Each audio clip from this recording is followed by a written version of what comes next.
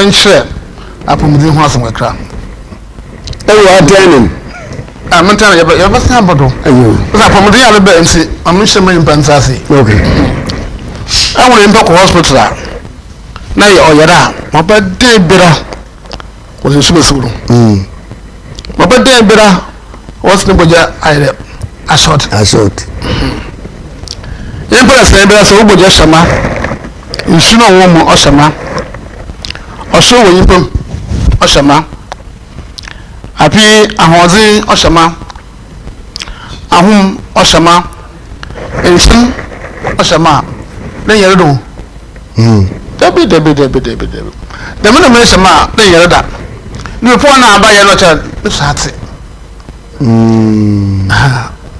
ahozi na apomudi na America na asonfo do boyi homa want us in some mission o wo de bia wo de benda me de bia o shama o de bia sha na wa pomdi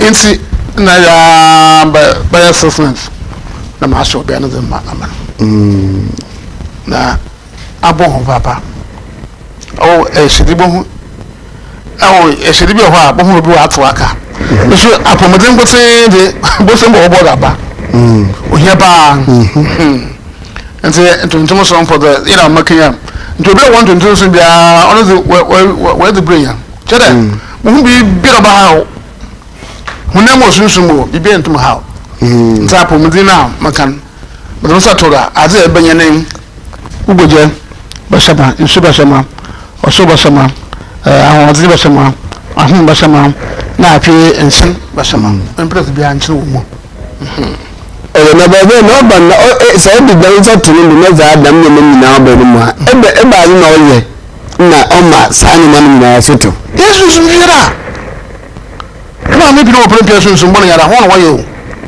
tundu wo ma ono wo mun okwara akata wo suru ase wo sunu san bowu e wala so to bojara nko okay wo bia na edmo ye wo bia do ot wo suru na hwa ho wo do so gire sra do ira ma waye bia wo do so gire so cha na ho aye akofo osara wo rewu nsi wo bia no wo mu ato ye ato mo to ne na nkoko na oye bia adwumadin bi obi ope ewem dodo ana ha na odeba na ka sepa wotu na bebe 80% na yesunsu mo ye one what sort of by force me pe wu okay I would know what also did be see wow doctor kwa hu there at the gauge pa we ye no wu osana tumuna also ahumodon ho to ye hwehwe this what say ye na bia also did so bia na say tumi bia ogya mu kwa atapwa na kwa nso ya do hu pa okay mpre wo gana pa okay enjoy apiyam tumu manu esmasam embe sumasam okay do ho da yakopana kana kanbra ono me yanko yeyim kakra kohwe 126 yehu okana kanbra na na okan na kan na ba ne yakolo bi so so huma yadam huma saso yino huntwi suru mu onso bo se ilaja pono api yebodo ha so siaso so ha Genesis chapter 1 verse 26. Na Yakopon say there, one man ye nipa wo hene sudo. He so one man ye. Wona ma Yakopon ka asem hye ho. Papa, kebu say ayi is that what all the rabi want to chawda. Aso ko so ogo policy nichi. Na wa anga sanga wo man amoro so de ba na o kutu wosem. Kebu so wona na Yakopon ka chawda. Man ye. Debi obi antum chire. So what can I say? Can you go on say? I saw what some go wrong way. Genesis chapter 1 verse 26. Also then God said, let us make man in our image according to our likeness. Mama yang go in prayer so. Mama me akọ baka sa na ohwehwe wo hu. Za so for was Yesu na onye susun konkon rabu awa abon yakopon na susun konkon no ze ka e kana yakopon na susun konkon ko a na tse nyimo hwe sase oto homma yayadam Elijah point yankopon ngwasa nti Elijah point wo different kra wa mo ho obi rebu me wo pray this Elijah wo ka ba twetwe bara kon se hwe dimedo bezi wo different awon wo ba Adam sikito ma ka cho nti Adam no wo yankopon atra sabi Elijah point wo for be bia to ho no mo ahona ama wabayo impande okiti yankopon ko tinsem nkita Elijah point nti ho na wo bo Adam no to ho nso obogu ahoro gurodo Bible na mpo wo ojo krata so nti yehu na ka no kobande oka asem to obinom osas ka asem to obinom yankopon kura so wo kebe sala abunyi pitepite ya gana Bible school kura school bia kebe sala abunyi the he na see that Quran chapter 7 verse number 59. Long ago we sent forth Noah to his people. He said, serve Allah my people.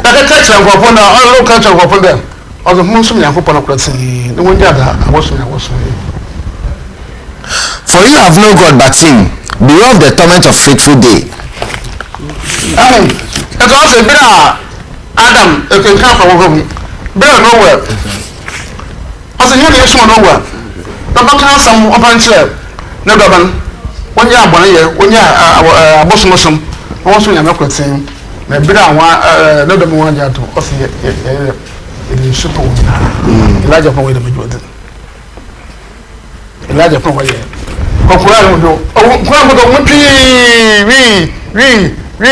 We now crash here. If Sunday, okay, we not the come out of Crobby. Oh, God, but what do you just say? The two women are mad. I can't what was she adding? I can't know what you do. The two women are mad. And you really know Babno crime. Let's say that. Quran chapter 7, verse number 80. And we sent Lot. Oh, here they ask my Lord. Who said to his people, will you persist in this indecent act which no other nations has committed before you? You are lost after men instead of women. Truly, you are a degenerate people. Quran chapter 7, verse number 85. And to Midian we sent them their brother Shaib.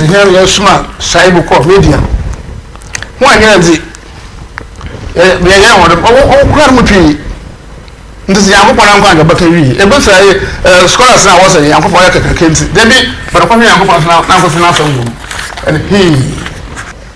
and he, so they were we, they were he. It is he, the one, verse 9. Oh, Nina, all the Kabiana Maminka say, you're quite Shama, Namia, that Juada, you're called Ashama.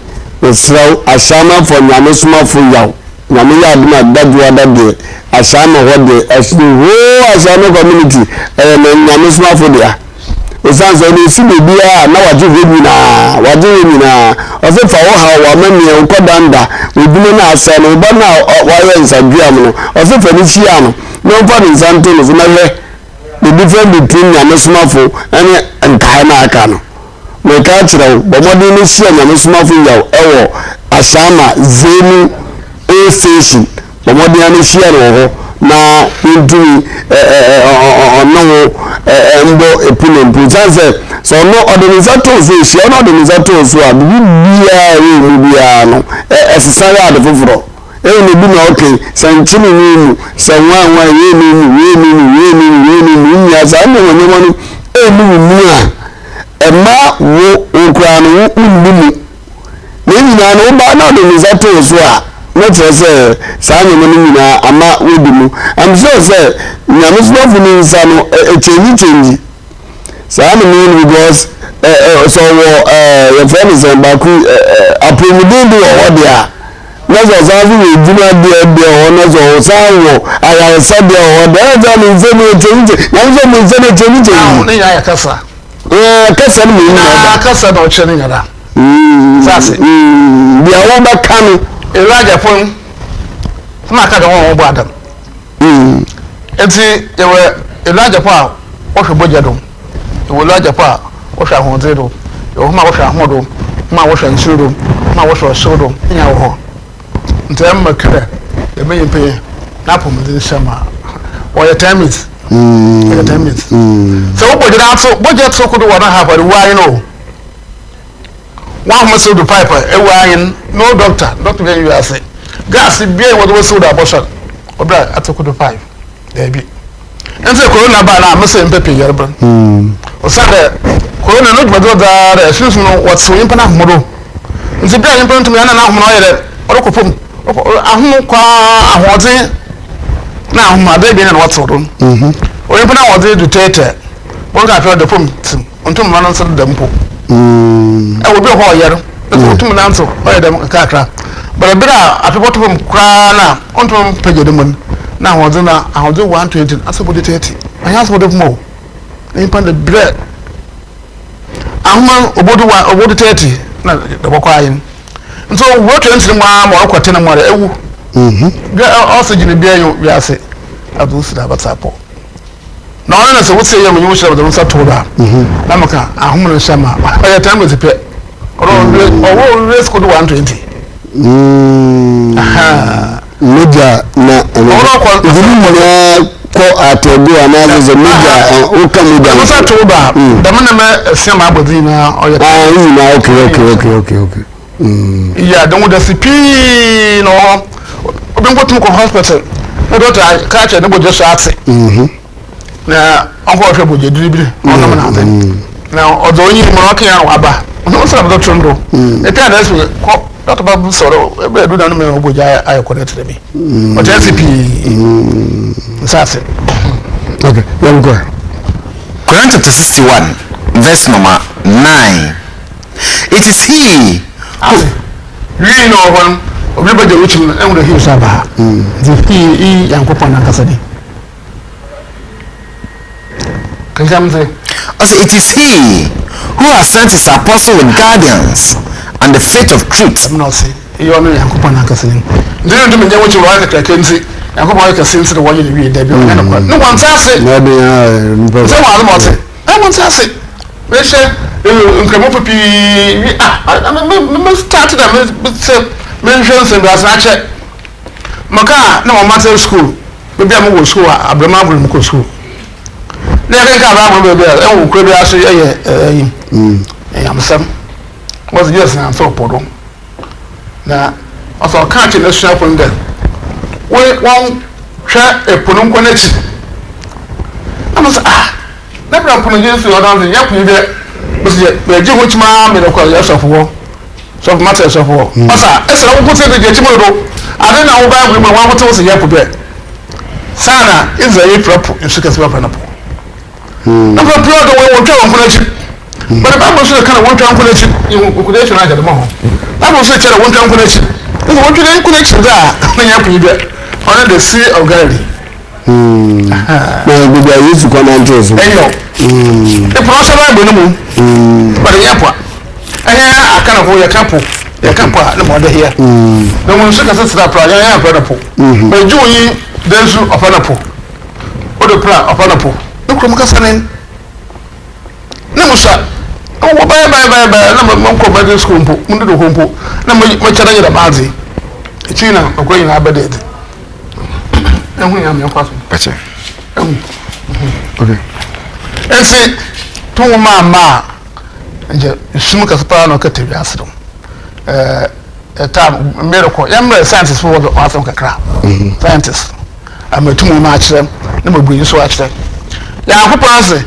Scientists that 1 year now or what determine 9. And I'm 5 and Yanako. Mamma 1969. Now I'm walking walk up with some other. Yes, you know, Yeezy. On a crown when I was school, I walk on. That's all, nonsense. 2 Mamma. And you are seeing I'm women or what I want to say at Navy. What's a who number shooter? You see, out there, or didn't keep you here. Imprint me, what's a vapor, no man shooter. I know what. Only I go say, Anna. Never said to me, Papa. I've hit a drama. Bedman from a few bay. Up to the book with Lassie. Yes, Boba Kanda, Obey in Bedman from a wall, Red more Oko. I mean, a rich 2 woman, a woman, the Biam from a wall. Okay. There was 2 women. Sassy. 2 1 rich, I will put a car sign from a country of the last issue. You want me, man, maybe. He also in home. Yes, most man was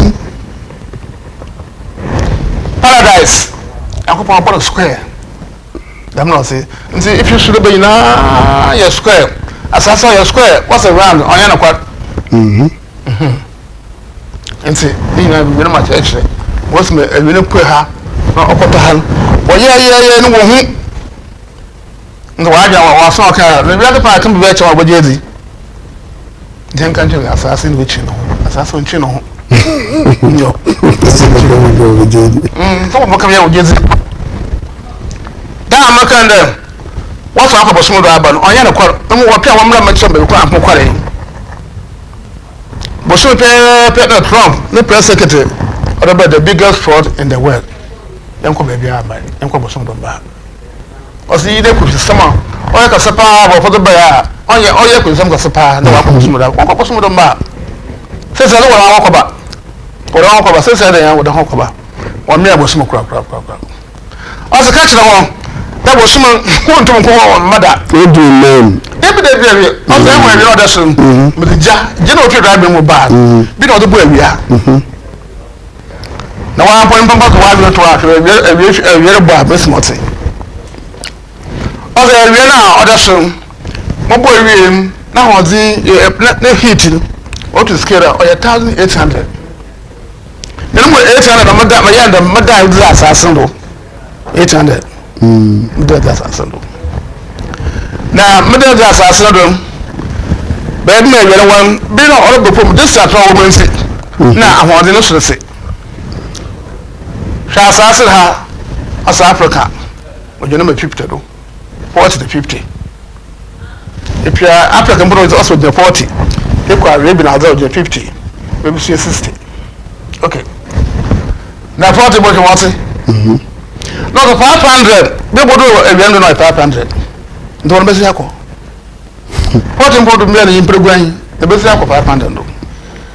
Only be in the Africa crowd is a really boy, as it's true. To be emotion. Ntoze cheho bebi kuna ho kware oye asase yanta mtsere bit Africa na half say osenso ho ekura otsere asase yi jenreda oye that jen owo hu ni oye 12 oso oye baby no obua nsu oye dendo nsu bi maba nsu ro obu nsu ro amansu na ayere anyehye na ewiere ze oye ko kwesi na nka se se wiase ehun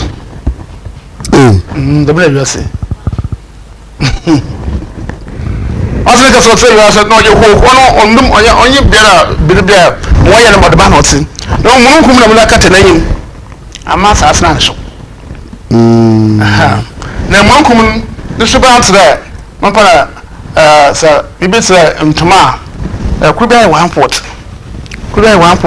the 7 piece no kata ebe na yim nte ebe no bua hene mpa mun kum nti ontum ba sa asndo ani buru experiences ano yo enti sa adu da bacha onu mun kum ma adachi onu mun kum ma adachi na obobo ekul obobo ebien atubo huna ebe na ekul ko da maso krokan nto sa egbo ebi we na pi I white ose egbo ebi we na jare ho ogbe eyin ogbe anan ogbe wa second assassin na badan nto no mon kon o second na ho ada sama ho ho then you open o say na so ba o 21 miles aka say dem no say na mo da mon kon on no kon wa e ma ba mse no mo ebian mo de na oda ebian ko ebera na wudi sawo ya bade ne na trend ko ya za su ma US a da bace na danci na bebe ayo nti mu no mo wa orokwan na wo yipa do sha wa de we no orokọ na ya la na anan opwewe is no ho asem nkum obwe ma ewie no de ho pom wo no ho ha obodu in yare ban na wo de la ekro do do la ekro do a na fi wo pwe no awe bi yare ban na no so here I want to see ye wo that okay dan me ndi ada sa osra e de to nne mo sumu en wo hwe wayin twebo hora na we try so o sayen ezi bi o twebo da ba ehia na amaka finfin la ya ko so ho nta do ba so han no na kan na kodo amaka wora ko so atachi to ko so ya be ebu once na chi de ko de pe na suma ba na nyim na ka won na ho so atachi okay igbo ye hu da odo wo hu so mbibi en wa wo bo hu tese yankopon no de esuma sam se da de ka de on no de esuma sam ni mo do eti ni mo do asa so ka 220 da ne 220 odo on no de esuma sam a 20 Daniel chapter 2 verse number 20 also Daniel bo say de inshiranka yankopon zindada ono na yansa na tunzi wono na ono na osa chebere na shaber otu ahin na osha ahin o ma yansa fu yansa no ma wana a wo nti ase imze o de nzema anu do na wesuma ezi oyin dam no se nti yo oyin pedra na se je wo hwenka enti esu ese da ba asase no de bira yakopon kra asen o ya ase o mra so ma wo ba so da ma beje bi ko awe no ye baba na isi wo de fi osusu mu baby ni mu e ma kan wo osusu osum sam de so ne wo osusu mu baby kona wo de nsi fi bai la ya kuna wo da bai o ya blog e bi ko ya nsi ko ya de ra na ka adna cha se ho what has happened? And so, what could you think to do? Well, there is a church. Is there when you don't say what want to say? Ever passing. I'm not what you see you pum. No more go as I know. You saw there was orientation. I'm contracting as a small and children. A man, all the service all day. Into me chassis. Mamma, you've been to me. So, don't be able to say, I feel, example kan also one me yanko enko shiate o ba bru mu apin bi de edu temple ho na mama be bo shiate de blast kan fana chapter 25 verse number 53 it was he who sent the two seas rolling ati also no yankopon no ye po ebien the one sweet and fresh the other salt and bitter ko ye ati bi da wala ya nan gwanya ko yanzu ko ya da atibida nan bin nan da gizo ne da ya da na hin da a mu da ko ya preach ni sai na masu what's in 50 prana di ona mo ya dan 50 mo wa da ne there's a different issue enyepo yo wa da ne aya na kwa isu obo ya blog ebien ko yanzu ko ya da na wanda ko bot finfin assassin finfin ko so tireti sabe se pe no nai ye wi ase ko kwa de to ho se su ko sha fejin na mo oye pa ko wa ya blog le ko ya blog le yesu bia o yesu le ko wa ya blog sa ye water outside jo o ba ka kana re no okay awon ya maso papa na mon sinsin na mu da wa wu kristian so ne mun won se ya maso be ha obetse bi so hodo and set barrier between them afi he na kaba wan o de the barrier at wo pinpi mo ya den mo ya nshini mo ya dele na mi akwa ma the barrier at wo pinpi ifi kura ha e kwa o ya 13 miles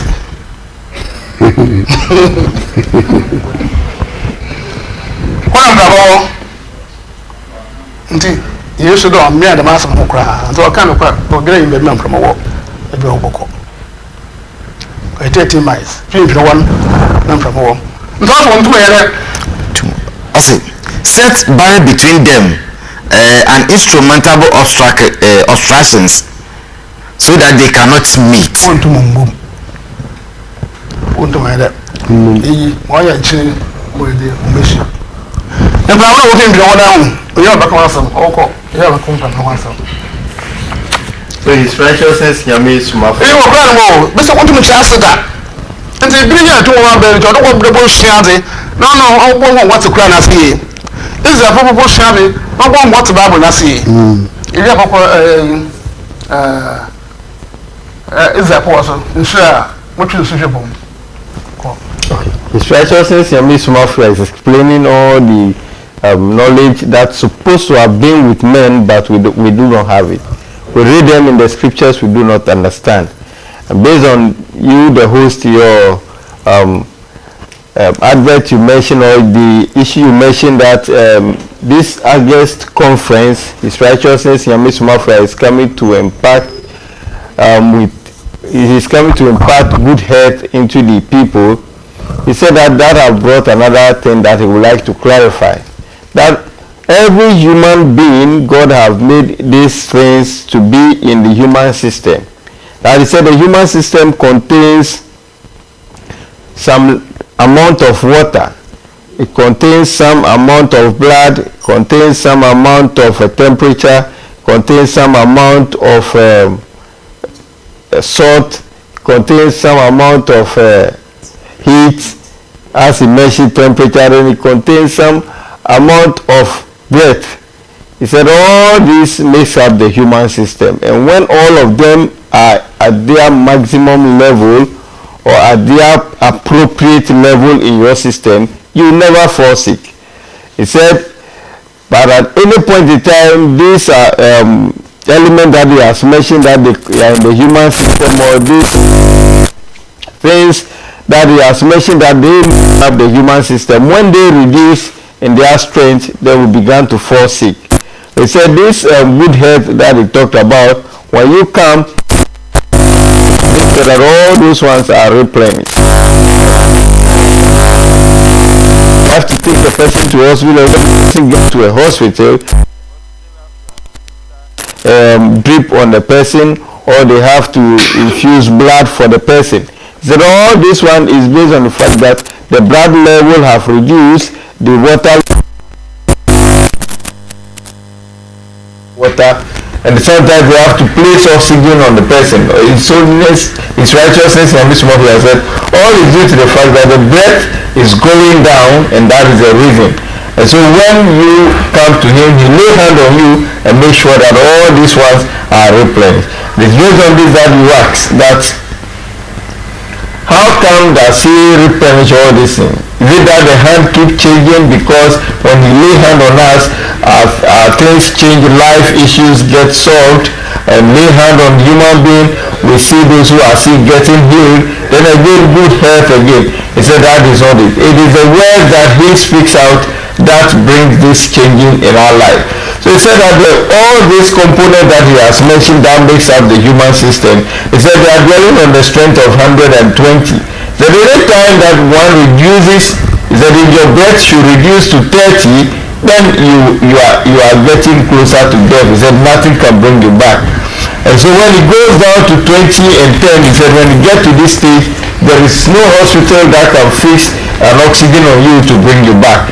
He said the same way if your water system, the water in your system is going down and you go below 30, he said there is no way you can come back. Sometimes they fix a drip on you, the doctors will say you are okay, by the time they are aware, you are dead and gone. He said all these ones is due to the fact that this component that makes up our system are reduced. And you ask, now what reduced this component? If He lay hand on us and this component are to be replenished, or they have to be refilled for us to be okay, what brought the reduction of them? And it's based on this that he explained to us that it is the evil powers that trouble us. When he said these evil powers, when they get into our system, Some, they go to see to it that they reduce the water component in our system. Some go to reduce the blood. And when they do this, it is this that causes us some diseases and ailment. He said at the time coronavirus attacked the world, he have made sure many people got their healing because it is attacking the system. So when you lay hand on you, then these things get rid of your system, then you get your healing. His righteousness, Somafo have said that it is this that he said in August, everybody should come, and that he will lay hand on us to make sure that our health is then renewed or revived again, so we have good health at all time. He then brought us to the book of power, of which he said that now he is bringing us to the knowledge that the scientists of this world has given to the world, and that knowledge is not properly said when it comes to God's knowledge.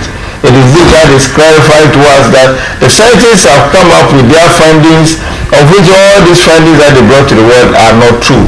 He mentioned that the scientists came and announced to the world that they have been to the moon and that they are back. They said in 1969, they said they have been to the moon. Sorry, in 1969, they said they have been to the moon and that they are back, and that this knowledge is given to all our formal institutions, of which right from the basis of which to the tertiary we are learning this. He said it is he who have come to reveal that no, it is not true, nobody can go to the moon. And he said this is the reason, and that the Most High God who created all things, he said the sun that we see, he created it with the fire that came out of him. And he said the intensity of the fire that came out of him, he described it as it amount to 1,800. And he said that the 1,000 of the intensity of the fire that he used to create the sun, he directed that way above the intensity up the surface of the earth. Then the 800 of it is turned towards the surface of the earth. And he said that as this fire from the sun rays directed to the earth's surface travel to the earth's surface, because of the distance, by the time it gets to the earth's surface, then it reduces. I described it and mentioned that this fire that is coming to the earth's surface, by the time it gets to the moon, the strength of it, the rays of the sun that gets to the moon is 500.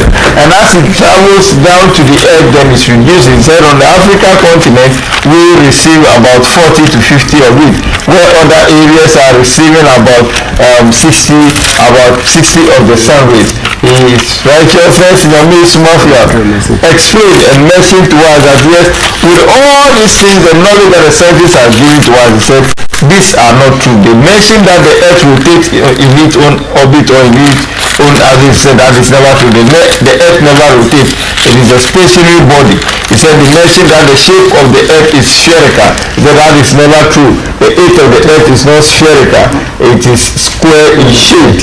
And then he mentioned that all of these ones as he has mentioned, he said it is not the proper knowledge that the white has given to the earth, and that scientists, many of the messages they give to the earth are not true, as his righteousness Somafo have made. He said the place that they have visited, of which they said it is the moon, he said it is not the moon, rather it is a heavenly body that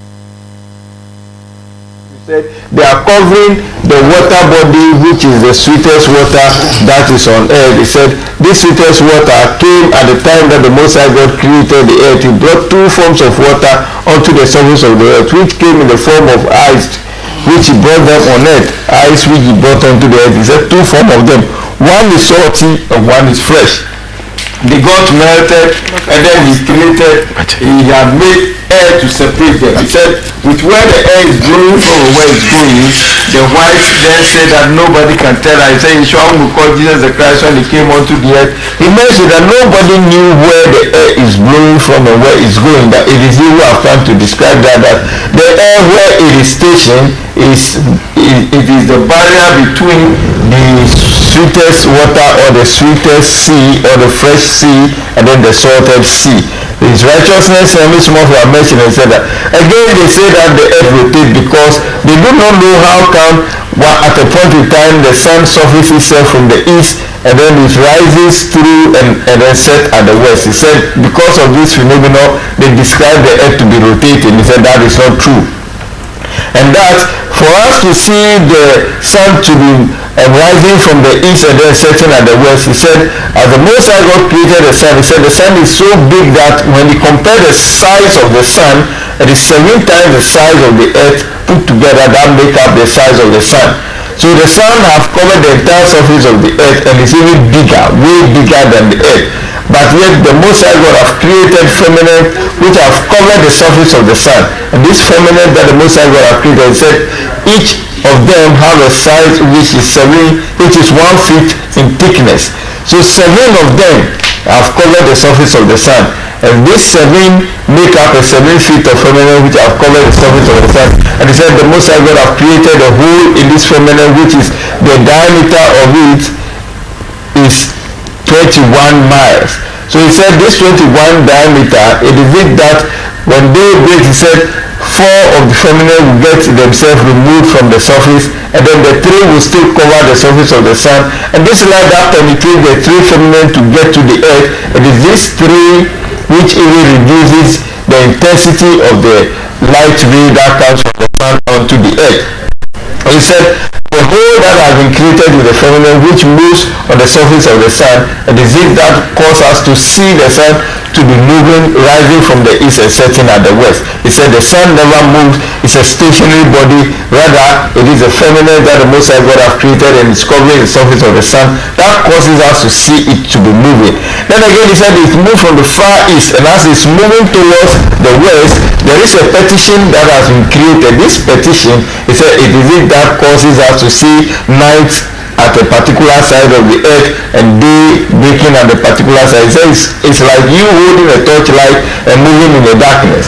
Wherever you passes, in front of you lies a light, behind you lies a darkness. His righteousness and Somafo has said, he said all these ones are science and theory and phenomena that the white have brought to the earth which are not true, that it is he who is revealing. That even the rainfall that we see and said is caused by evaporation, that is not how rain pours on it. Okay, I was something and that's a pan. I did not say feeding pan. The room as I assume within 5 minutes in the way to me, I come back. But then I think so.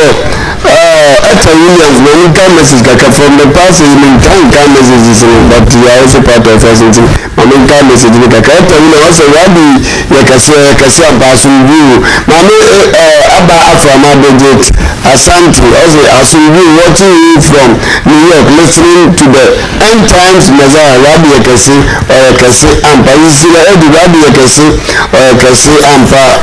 Amen, hallelujah, good. Ojija, I say you, our great Messiah, Rabbi Yakasi, or Yakasi Ampa. Mama Equia Amponsa, as you, as John Pansa, I'm watching you from Ahafo region, Sankoro, Aprokuku. Okay, thank you very much.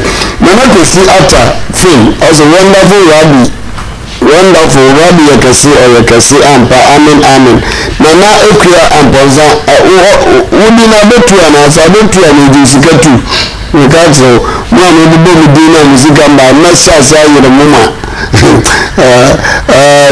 John Pansa also I am watching you from origin Sanko. Okay, I think that Mama Equia Amponsa Rabbi Yakasi Ampa Oba ya binu wa Rabbi Yakasi Ampa Sungu from watching you from USA. Good but another about Oba ya binu wa Udi Aba Umfa Maya Bumadu Navabra.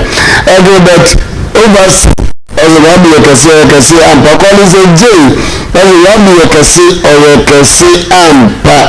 Then Mama Edin calls Rabbi as we do Rabbi Yakasi or Yakasi Ampa. Okay, Christian Nicholson. What do you can Saudi Arabia? Okay, could you imagine could you operate now? You didn't could you imagine could you operate from Kwasiman, Rabbi Yakasi. I think the messages are too much, but we as we will be able to create names of the Musikaba. Okay, the being the messages and also make us in the beach, Ramazaya, in the young said I'm poor. Now, The new son from the school. The boys are living in a woman.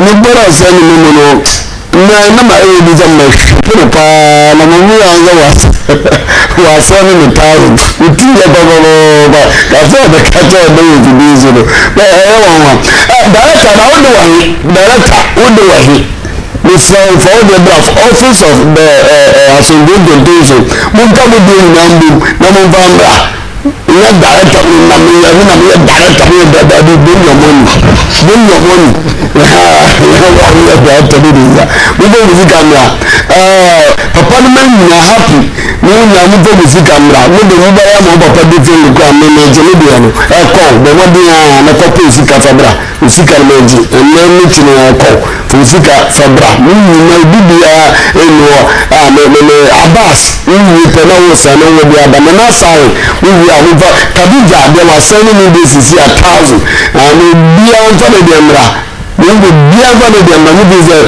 we ba tanta na try na o ga na o ko they say they do papa obi ahun boko so wo so do papa obi ahun boko ni scan so ko ni ba pe apart from ma o mo se ma me mo no na me mo mo so so wo de ba na so wo de ni so de amabo o ka se me mo amabo nti mo mo de na yen say de papa na enye fe na bako so ato so sa Father's Day ni Mother's Day ye ba ni kama papa enye easy ya bre no e do so we was ya bre ni ya bre ni da no say no ya mo 5 minutes we are na since we 9 to clarify no man have a master option na sabro do sa otwe then so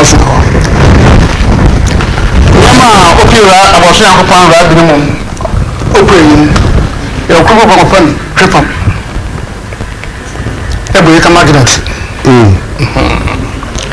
the magnet no do the middle is not so good also ya ye ni osan ho okay ni tse kwa de ho no osan ho ndi what no so bo ma yi asase so sre ho na ya you don't have to go to kwa you film ako from last billion miles and you want to you want to akọ bawo sam into magnet all the money be na no osuro no ndi ni pa osuro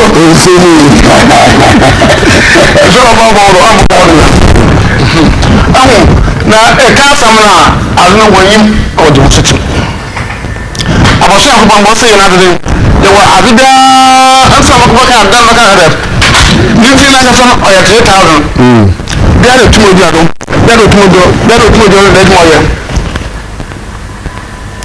ense o tuma ozo asase mu ni na wo ya ibinti ya ban pramanda ye wie na akoko da wo bia much of them from more and tell you the best way to boy and son na boy there people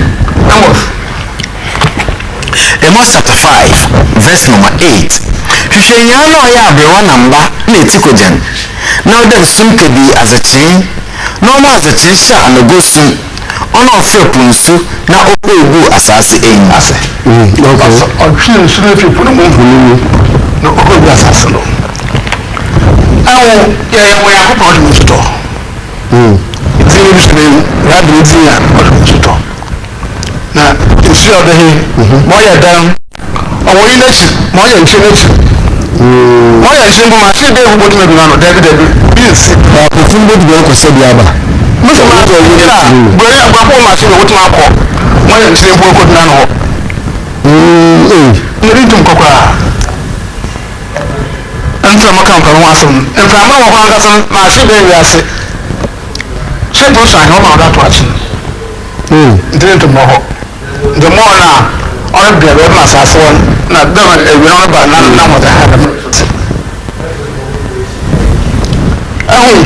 ni ya ko pa mo so to o pro scripture pum o ba no ya ball aba se yi mo ka fa so ba sa so ko ko mo mo ko mi sai mu blog na nika so ya fa nika fa ma ba da Nigeria ala Nigeria no nurse na so esi lighting ade ho no me dey your blood in nurse ho nti abasa ho a ene ayinam mo pande tender in thousands woman kirim happen ndile ngawo na utu him blood for the beer bẹ́ẹ̀ mọ̀ wọn bẹ́ẹ̀ bí obodo fún mi na ọ̀nà yìí ọ̀nà yẹ fún nti dàm gọ́ọ̀gọ́ ọ̀sẹ̀ hɔ na ọ̀pá pẹ̀lú mi àbí bẹ́ẹ̀ mọ̀ wọn so market náà ọ̀tún kọ̀ sórí wọn ọ̀wọ́ ntòrò ntòmba na mpàmà yìí wọ́n mọ̀ wọn number 2 number 3 number 7 that much extra million the seventh one o push na mọ̀ ọ̀tẹ̀ market na kẹwọ́ ọ̀làndìfọ̀.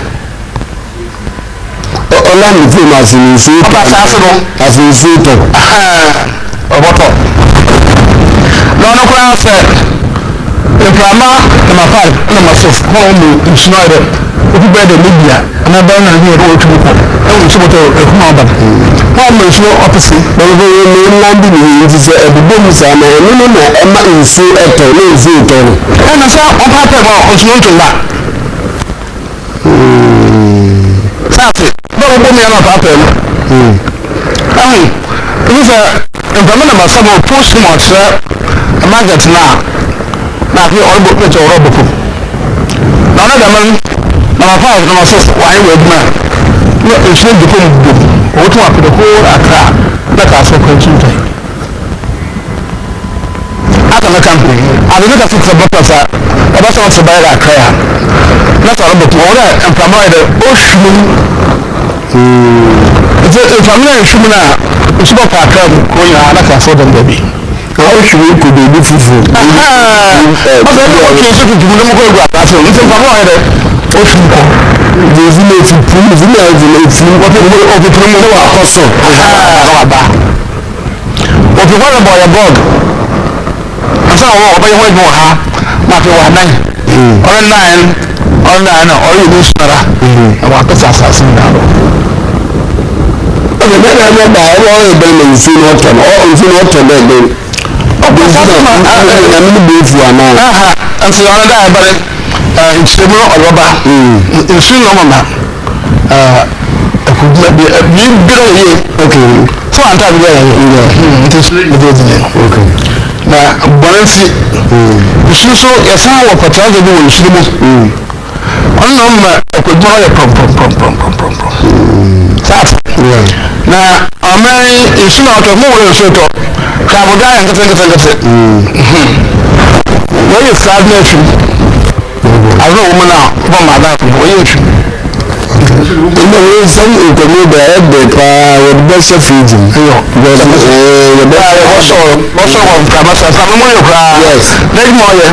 èyí sì ni èyí gbogbo ìmọ̀ bẹ́ẹ̀ bẹ́ẹ̀ bẹ́ẹ̀ tọ́ ẹ̀ lónìí tí a sì ní wọ́n ní sẹ́dọ̀ tí a sì di mẹ pẹ́sẹ́ mi tí a sì ní mi tí fọ́ so ẹ̀ tí a sì ń ti ń bẹ́ẹ̀ ọ̀dà wọn náà wọ́n dẹ̀ bẹ̀ kyẹ́ mi táàmù ní bi tí o paa ń bẹ̀. táàmù bí a bọ́ sọ̀rọ̀ náà sọ nkàmọ́ náà ẹ máa sọ lẹ́yìn máa nkàmọ́ yẹ nkàmọ́ mpọ́ ma ẹ̀pẹ́ ọ̀bẹ̀rẹ̀ máa nù asẹ́ kọ́ nkàmọ́ yẹ lẹ́yìn máa. because mpinampo ni wọn asɛm ka ɔtum obi fi dɛm adi yi no ɔdi beebi a ne yɛ gyina kɔn yɛ fɔso gyina bɛtiri mu nkàmọ́ náà yẹ. ɔwɔ ne sɛ ɛsɛ ɛkyɛ scientist.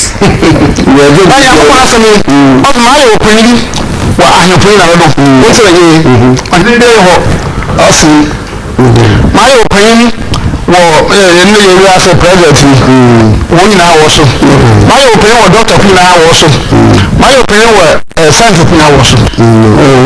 I'm not okay. I get it. bàbá kyerẹ lẹsùn wọn ọba yìí sẹ yìí pẹ náà wọ.